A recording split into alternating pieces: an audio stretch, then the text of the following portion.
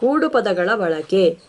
ಒಟ್ಟುಗಳನ್ನು ಬಳಸಿ ಕಟ್ಟುಪದಗಳನ್ನು ಉಂಟು ಮಾಡುವುದಕ್ಕಿಂತಲೂ ಹೆಸರು ಪದಗಳಿಗೆ, ಪರಿಚಯ ಪದಗಳಿಗೆ ಇಲ್ಲವೇ ಎಸಕ ಪದಗಳ ಜೋಡಿಸುವ ರೂಪಗಳಿಗೆ ಬೇರೊಂದು ಎಸಕ ಪದವನ್ನು ಸೇರಿಸಿ ಕೂಡುಪದಗಳನ್ನು ಉಂಟು ಮಾಡುವುದೇ ಕನ್ನಡದಲ್ಲಿ ಹೆಚ್ಚು ಬಳಕೆಯಲ್ಲಿರುವ ಹಮ್ಮುಗೆಯಾಗಿದೆ.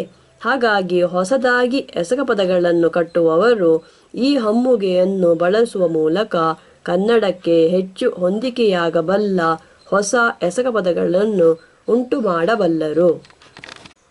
ಕೂಡುಪದಗಳ ಮೊದಲನೆಯ ಪದವಾಗಿ ಪರಿಚಯ ಪದಗಳನ್ನು ಬಳಸಿರುವ ಹಲವು ಕಡೆಗಳಲ್ಲಿ ಅವು ಬೇರಿನ ರೂಪದಲ್ಲಿ ಬಳಕೆಯಾಗುತ್ತವೆ. ಹಾಗಾಗಿ ಈ ಎಸಕ ಪದಗಳು ಅಡಕವಾಗಿಯೂ ಇರುತ್ತವೆ. ಎತ್ತುಗೆಗಾಗಿ ಹಿಂದೆ ಸರಿ ಎಂಬುದು ಹಿಂಜರಿ ಎಂಬ ರೂಪದಲ್ಲಿ, ಮುಂದೆ ನಡೆ ಎಂಬುದು ಮುನ್ನಡೆ ಎಂಬ ರೂಪದಲ್ಲಿ ಮತ್ತು ಮೇಲಕ್ಕೆ ಏರು ಎಂಬುದು ಮೇಲೇರು ಎಂಬ ರೂಪದಲ್ಲಿ ಬಳಕೆಯಾಗುತ್ತಿದ್ದು, ಇಲ್ಲಿ ಪರಿಚಯ ಪದಗಳು ಹಿನ್, ಮುನ್, ಮೇಲ್ ಎಂಬ ಬೇರಿನ ರೂಪದಲ್ಲಿ ಬಳಕೆಯಾಗಿವೆ. ಮೊದಲನೆಯ ಪದವಾಗಿ ಹೆಸರು ಪದವನ್ನು ಬಳಸಿರುವಲ್ಲೂ ಕೆಲವೆಡೆಗಳಲ್ಲಿ ಇಂತಹ ಅಡಕವಾದ ಕೂಡುಪದಗಳನ್ನು ಪಡೆಯಲು ಬರುತ್ತದೆ. ಎತ್ತುಗೆಗಾಗಿ ಕೈಚಾಚು, ಮೈಮರೆ, ಕಂಗೊಳಿಸು, ಎದೆಗುಂಡು ಮೊದಲಾದ ಕೂಡುಪದಗಳನ್ನು ಗಮನಿಸಬಹುದು. ಇವನ್ನು ಜೋಡು ಪದಗಳೆಂದು ಕರೆಯದೆ ಕೂಡುಪದಗಳೆಂದು ಬೇರೆಯೇ ಗುಂಪಿನಲ್ಲಿರಿಸಲು ಮುಖ್ಯ ಕಾರಣವೇನೆಂದರೆ, ಜೋಡು ಪದಗಳಲ್ಲಿ ಹೆಚ್ಚಿನವುಗಳ ಹುರುಳನ್ನು ಅವುಗಳ ಅಂಗಗಳಾಗಿರುವ ಪದಗಳ ಹುರುಳಿನಿಂದ ನೇರವಾಗಿ ಪಡೆಯಲು ಬರುವುದಿಲ್ಲ. ಆದರೆ ಕೂಡುಪದಗಳಲ್ಲಿ ಹೆಚ್ಚಿನವುಗಳ ಹುರುಳನ್ನು ಅವನ್ನು ಕಟ್ಟುವಲ್ಲಿ ಬಳಕೆಯಾಗಿರುವ ಪದಗಳ ಹುರುಳಿನಿಂದ ನೇರವಾಗಿ ಪಡೆಯಲು ಬರುತ್ತದೆ. ಬೀಳ್ಕೊಡು, ಬೆನ್ನಟ್ಟು, ತಲೆಹಾಕು, ಕೈಕೊಡು ಎಂಬಂತಹ ಕೆಲವು ಕೂಡುಪದಗಳಲ್ಲಿ ಮಾತ್ರ ಅವುಗಳ ಹುರುಳಿಗೂ ಅವನ್ನು ಕಟ್ಟುವಲ್ಲಿ ಬಳಕೆಯಾದ ಪದಗಳ ಹುರುಳಿಗೂ ನಡುವೆ ನೇರವಾದ ಪತ್ತುಗೆ ಇಲ್ಲ. ಕನ್ನಡದಲ್ಲಿ ಹೊಸ ಕೂಡುಪದಗಳನ್ನು ಕಟ್ಟುವ ಬಗೆ ಹೇಗೆ ಎಂಬುದನ್ನು ಕೆಳಗೆ ವಿವರಿಸಲಾಗಿದೆ. ಕೂಡುಪದಗಳಲ್ಲಿ ಹೆಸರು ಪದಗಳ ಬಳಕೆ. ಕನ್ನಡದ ಹೆಚ್ಚಿನ ಕೂಡುಪದಗಳಲ್ಲೂ ಮೊದಲನೆಯ ಪದ ಹೆಸರು ಪದವಾಗಿರುತ್ತದೆ ಮತ್ತು ಅದು ಎಸಕ ಪದದ ಈಡು ಇಲ್ಲವೇ ಆಗುಗವನ್ನು ಹೆಸರಿಸುತ್ತಿರುತ್ತದೆ. ಎತ್ತುಗೆಗಾಗಿ ಕಿಚ್ಚಿಕ್ಕು ಎಂಬ ಕೂಡುಪದದಲ್ಲಿ ಮೊದಲನೆಯ ಪದವಾಗಿ ಕಿಚ್ಚು ಎಂಬ ಹೆಸರು ಪದ ಬಂದಿದೆ ಮತ್ತು ಈ ಹೆಸರು ಪದ ಇಕ್ಕು ಎಂಬ ಎಸಕದ ಈಡಾಗಿದೆ. ಕಿಚ್ಚನ್ನು ಇಕ್ಕು. ಇದಕ್ಕೆ ಬದಲು ಹೂಬಿಡು ಎಂಬ ಇನ್ನೊಂದು ಕೂಡುಪದದಲ್ಲಿ ಮೊದಲನೆಯ ಪದವಾಗಿ ಬಂದಿರುವ ಹೂ ಎಂಬ ಹೆಸರು ಪದ ಬಿಡು ಎಂಬ ಎಸಕದ ಆಗುಗವಾಗಿದೆ. ಗಿಡದಲ್ಲಿ ಹೂ ಬಿಟ್ಟಿದೆ. ಈ ರೀತಿ ಎಸಕದ ಈಡು ಇಲ್ಲವೇ ಆಗುಗ ಪದ ಎಸಕ ಪದದೊಂದಿಗೆ ಸೇರಿ ಕೂಡುಪದವಾಗಿರುವ ಹಲವು ಕಡೆಗಳಲ್ಲಿ ಆ ಕೂಡುಪದದೊಂದಿಗೆ ಬೇರೆಯೇ ಈಡು ಇಲ್ಲವೇ ಆಗುಗವನ್ನು ಬಳಸಲು ಬರುತ್ತದೆ. ಎಂದರೆ ಈ ಕೂಡುಪದಗಳು ಬೇರೆಯೇ ಎಸಕ ಪದಗಳ ಹಾಗೆ ಬಳಕೆಯಾಗುತ್ತವೆ. ಎತ್ತುಗೆಗಾಗಿ ಒಕ್ಕಲೆಬ್ಬಿಸು ಎಂಬ ಕೂಡುಪದವನ್ನು ಒಕ್ಕಲನ್ನು ಎಬ್ಬಿಸು ಎಂಬುದರಿಂದ ಪಡೆಯಲಾಗಿದ್ದು, ಅದರಲ್ಲಿ ಒಕ್ಕಲು ಎಂಬುದು ಈಡಾಗಿದೆ. ಆದರೆ ಒಕ್ಕಲೆಬ್ಬಿಸು ಎಂಬ ಕೂಡುಪದದೊಂದಿಗೆ ಬೇರೊಂದು ಈಡು ಪಾಂಗು ಬರಬಲ್ಲುದು. ಎತ್ತುಗೆಗಾಗಿ ನಾನು ರಾಜುವನ್ನು ಒಕ್ಕಲೆಬ್ಬಿಸಿದೆ ಎಂಬ ಸೊಲ್ಲಿನಲ್ಲಿ ರಾಜು ಎಂಬುದು ಒಕ್ಕಲೆಬ್ಬಿಸು ಎಂಬುದರ ಹೊಸ ಈಡುಪಾಂಗಾಗಿ ಬಂದಿದೆ.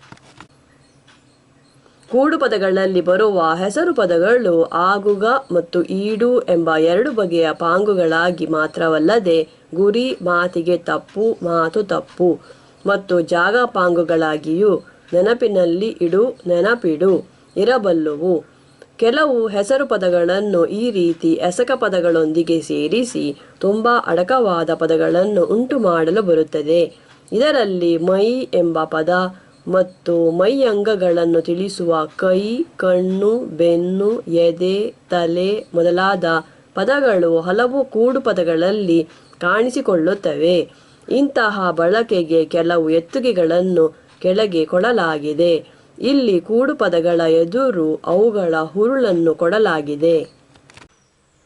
ಕೈ ಕೊಡು ಮೋಸ ಮಾಡು, ಕೈಗೊಳ್ಳು ತೊಡಗು ಎಸಗು, ಕೈ ಬಿಡು ಕಾವಲು ತೆಗೆ, ಕೈ ಮಾಡು ಮೇಲೆ ಬೀಳು, ಕೈಯೊಡ್ಡು ಬೇಡು, ಕೈ ಮೀರು ಹಿಡಿತ ತಪ್ಪು, ಕೈ ಚಾಚು ಬೇಡು, ಕೈಗೂಡು ನೆರವೇರು, ಕೈಮರೆ ಗೊಂದಲಿಸು, ಕೈ ಮುಗಿ ಮಣಿ, ಕೈ ಹಾಕು ತೊಡಗು, ಕೈಗಾಯು ತಡೆಹಿಡಿ.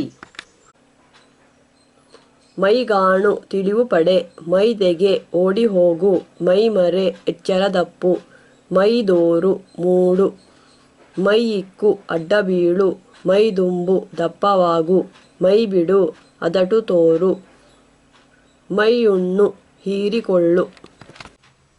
ಕಂಗೆಡು ದಾರಿ ತಪ್ಪು, ಕಣ್ಣರಸು ಹುಡುಕು, ಕಣ್ಣಾರು ತಣಿ, ಕಣ್ಮುಚ್ಚು ಹೊರಗು, ಕಣ್ದೆರೆ ಗೊತ್ತಾಗು, ಕಂಗೊಳಿಸು ಅಂದವಾಗಿರು, ಕಣ್ಣರಿ ಕಣ್ಣಿನಿಂದ ತಿಳಿ, ಕಣ್ಣಿಡು ಗಮನಿಸು, ಕಣ್ಸೋಲು ಅಂದಕ್ಕೆ ಸೋಲು, ಕಣ್ದೊಳಸು ಕಣ್ಣು ತಿರುಗಿಸು. ಬೇರೆ ಎಸಕ ಪದಗಳೊಂದಿಗೂ ಇಂತಹ ಹೆಸರು ಪದಗಳನ್ನು ಬಳಸಿ ಹೊಸ ಕೂಡು ಪದಗಳನ್ನು ಉಂಟು ಮಾಡಲು ಬರುತ್ತದೆ. ಕೂಡು ಪದಗಳಲ್ಲಿ ಪರಿಚಯ ಪದಗಳ ಬಳಕೆ. ಎಸಕ ಪದಗಳೊಂದಿಗೆ ಪರಿಚಯ ಪದಗಳನ್ನು ಸೇರಿಸಿ ಉಂಟು ಮಾಡಿರುವ ಕೂಡು ಪದಗಳಲ್ಲಿ ಹೆಚ್ಚಿನವುಗಳಲ್ಲೂ ಎಸಕಗಳ ಪರಿಚಯನ್ನು ತಿಳಿಸುವ ಒಳ, ಹೊರ, ಮುನ್, ಹಿನ್ ಮೊದಲಾದ ಪರಿಚಯ ಬೇರುಗಳು ಇಲ್ಲವೇ ಪರಿಚಯ ಪದಗಳು ಬಂದಿರುತ್ತವೆ. ಎತ್ತುಗೆಗಾಗಿ ಹಿಂಗರೆ ಎಂಬ ಕೂಡು ಪದದಲ್ಲಿ ಹಿನ್ ಎಂಬ ಪರಿಚಯ ಬೇರನ್ನು ಕರೆ ಎಂಬ ಎಸಕ ಪದದೊಂದಿಗೆ ಸೇರಿಸಲಾಗಿದೆ ಮತ್ತು ಈ ಪರಿಚಯ ಬೇರು ಎಲ್ಲಿಗೆ ಕರೆಯಲಾಗಿದೆ ಹಿಂದಕ್ಕೆ ಎಂಬುದನ್ನು ಎಂದರೆ ಎಸಕದ ಪರಿಚಯನ್ನು ತಿಳಿಸುತ್ತದೆ. ಬೇರೆ ಎಸಕ ಪದಗಳೊಂದಿಗೂ ಇಂತಹ ಹೆಸರು ಪದಗಳನ್ನು ಬಳಸಿ ಹೊಸ ಕೂಡು ಪದಗಳನ್ನು ಉಂಟು ಮಾಡಲು ಬರುತ್ತದೆ. ಕೂಡು ಪದಗಳಲ್ಲಿ ಪರಿಚಯ ಪದಗಳ ಬಳಕೆ. ಎಸಕ ಪದಗಳೊಂದಿಗೆ ಪರಿಚಯ ಪದಗಳನ್ನು ಸೇರಿಸಿ ಉಂಟು ಮಾಡಿರುವ ಕೂಡು ಪದಗಳಲ್ಲಿ ಹೆಚ್ಚಿನವುಗಳಲ್ಲೂ ಎಸಕಗಳ ಪರಿಚಯನ್ನು ತಿಳಿಸುವ ಒಳ, ಹೊರ, ಮುನ್, ಹಿನ್ ಮೊದಲಾದ ಪರಿಚಯ ಬೇರುಗಳು ಇಲ್ಲವೇ ಪರಿಚಯ ಪದಗಳು ಬಂದಿರುತ್ತವೆ. ಎತ್ತುಗೆಗಾಗಿ ಹಿಂಗರೆ ಎಂಬ ಕೂಡು ಪದದಲ್ಲಿ ಹಿನ್ ಎಂಬ ಪರಿಚಯ ಬೇರನ್ನು ಕರೆ ಎಂಬ ಎಸಕ ಪದದೊಂದಿಗೆ ಸೇರಿಸಲಾಗಿದೆ ಮತ್ತು ಈ ಪರಿಚಯ ಬೇರು ಎಲ್ಲಿಗೆ ಕರೆಯಲಾಗಿದೆ ಹಿಂದಕ್ಕೆ ಎಂಬುದನ್ನು ಎಂದರೆ ಎಸಕದ ಪರಿಚಯನ್ನು ತಿಳಿಸುತ್ತದೆ. ಹೊಸ ಪದಗಳನ್ನು ಕಟ್ಟುವಲ್ಲಿ ಇಂತಹ ಕೆಲವು ಎಸಕ ಪರಿಚಯ ಪದಗಳ ಮತ್ತು ಬೇರುಗಳ ಬಳಕೆಯನ್ನು ಕೆಳಗೆ ವಿವರಿಸಲಾಗಿದೆ. 1. ಒಳ, ಹೊರ. ಇವೆರಡೂ ಮುಖ್ಯವಾಗಿ ಒಳಗೆ, ಹೊರಗೆ ಎಂಬ ಇಂಬಿನ ಹುರುಳಿನಲ್ಲಿ ಬಳಕೆಯಾಗುತ್ತವೆ. ಒಳನುಗ್ಗು, ಹೊರಹೊಮ್ಮು, ಒಳತುಂಬು, ಹೊರತಳ್ಳು, ಒಳಬಿಡು, ಹೊರಬಿಡು, ಒಳಸೇರು, ಹೊರಬೀಳು ಮೊದಲಾದ ಪದಜೋಡಿಗಳಲ್ಲಿ ಇವು ಹೇಗೆ ಎಸಕ ಪದದಲ್ಲಿರುವ ಹುರುಳನ್ನೇ ಒತ್ತಿ ಹೇಳುವ ಮೂಲಕ ಇಲ್ಲವೇ ಅದಕ್ಕೆ ಹೆಚ್ಚಿನ ಹುರುಳನ್ನು ಸೇರಿಸುವ ಮೂಲಕ ತಮ್ಮ ಕೆಲಸವನ್ನು ನಡೆಸುತ್ತವೆ ಎಂಬುದು ಗೊತ್ತಾಗುತ್ತದೆ. 2. ಮೇಲ್, ಕೆಳ.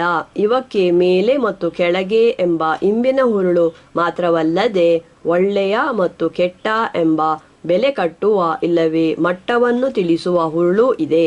ಎತ್ತುಗೆಗಾಗಿ ಮೇಲುಪ್ಪು, ಮೇಲೆ ಬೀಳು ಮತ್ತು ಕೆಳತಳ್ಳು ಎಂಬವುಗಳಲ್ಲಿ ಇಂಬಿನ ಹುರುಳು ಮುಖ್ಯವಾಗಿದೆ.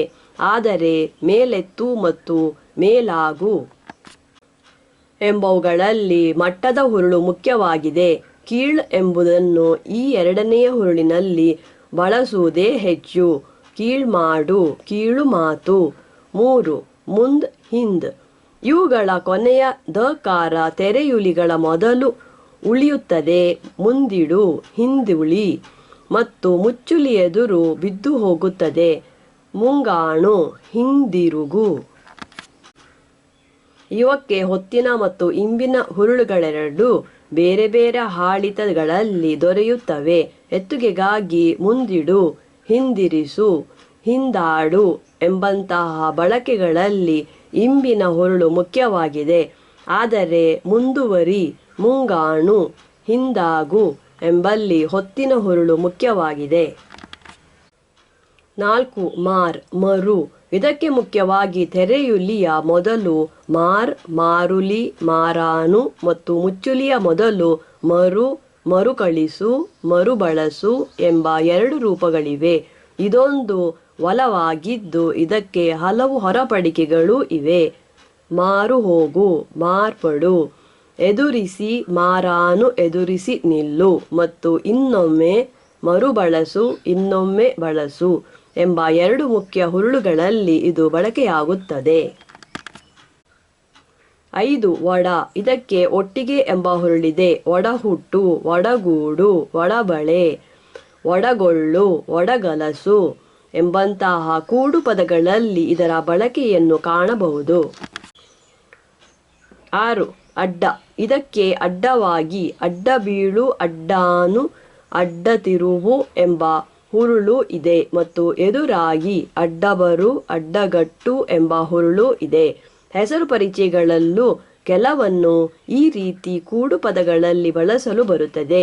ಇವುಗಳಲ್ಲಿ ಮುಖ್ಯವಾದ ಕೆಲವನ್ನು ಕೆಳಗೆ ಕೊಡಲಾಗಿದೆ. 1. ಕಟ್ಟ, ಕಡು. ಕೂಡು ಪದಗಳಲ್ಲಿ ಇದಕ್ಕೆ ತುಂಬ, ಕಡುಬಳಲು, ಕಡುನೋಯು, ಕಡುಬೆಳೆ, ಚೆನ್ನಾಗಿ, ಕಟ್ಟೊಣಗು, ಕಟ್ಟಾಯು, ಬಲವಾಗಿ, ಕಟ್ಟುಗಿ ಎಂದರೆ ಬಲವಾಗಿ ಚುಚ್ಚು, ಕಡುಮಿಂಚು, ಬೇಗನೆ, ಕಡುಕೈ ಎಂದರೆ ಬೇಗನೆ ಮಾಡು ಎಂಬಂತಹ ಹುರುಳುಗಳಿವೆ. 2. ಮರು, ಮಾರ್. ಇದಕ್ಕೆ ಇನ್ನೊಮ್ಮೆ, ತೊಡಗು, ಮರುಕಳಿಸು, ಎದುರಾಗು ಇಲ್ಲವೇ ಎದುರಿಸು, ಮಾರ್ಕೊಳ್ಳು, ಮಾರ್ನಡೆ, ಮರುನುಡಿ, ಮಾರ್ಮಲೆ, ಹಿಂಪುಟಿಸು, ಮಾರ್ಪೊಳೆ ಎಂಬಂತಹ ಹುರುಳುಗಳಿವೆ. 3. ಸೈ. ಇದಕ್ಕೆ ನೇರವಾಗಿ ಎಂಬ ಹುರುಳಿದ್ದು ಇದನ್ನು ಕೂಡು ಪದಗಳಲ್ಲಿ ಬಳಸಿದಾಗ ಆ ಹುರುಳಿನಿಂದ ಪಡೆಯಬಲ್ಲ ಕೆಲವು ಹೆಚ್ಚಿನ ಹುರುಳುಗಳು ಅದಕ್ಕೆ ದೊರಕುತ್ತವೆ. ಎತ್ತುಗೆಗಾಗಿ ಸೈಗೆಡೆ ಎಂಬುದಕ್ಕೆ ಉದ್ದವಾಗಿ ಅಡ್ಡಬೀಳು ಎಂಬ ಹುರುಳಿದೆ. ಸೈಗರೆ ಎಂಬುದಕ್ಕೆ ಜೋರಾಗಿ ಮಳೆ ಸುರಿ ಎಂಬ ಹುರುಳಿದ್ದು ಇದು ನೇರವಾಗಿ ಕೆಳಗೆ ಸುರಿಯುವ ನೀರನ್ನು ಸೂಚಿಸುತ್ತದೆ. ಇದೇ ರೂಪದ ಇನ್ನೊಂದು ಪದಕ್ಕೆ ತಲೆ ತಗ್ಗಿಸು ಎಂಬ ಹುರುಳಿದ್ದು ಇದರಲ್ಲಿ ಅಡಗು ಎಂಬ ಹುರುಳಿನ ಇನ್ನೊಂದು ಕರೆ ಪದ ಬಳಕೆಯಾಗಿದೆ.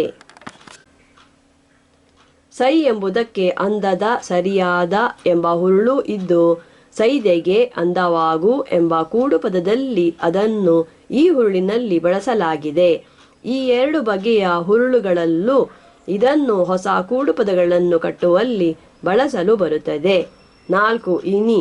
ಇದಕ್ಕೆ ಇಂಪಾದ ಇಲ್ಲವೇ ಸವಿಯಾದ ಎಂಬ ಹುರುಳಿದ್ದು ಇನಿಕೈ, ಸವಿಯಾಗಿಸು, ಇನಿಮಿರಿ, ಇಂಪಿಲ್ಲದಾಗು ಎಂಬಂತಹ ಕೂಡು ಪದಗಳಲ್ಲಿ ಇದನ್ನು ಬಳಸಲಾಗಿದೆ.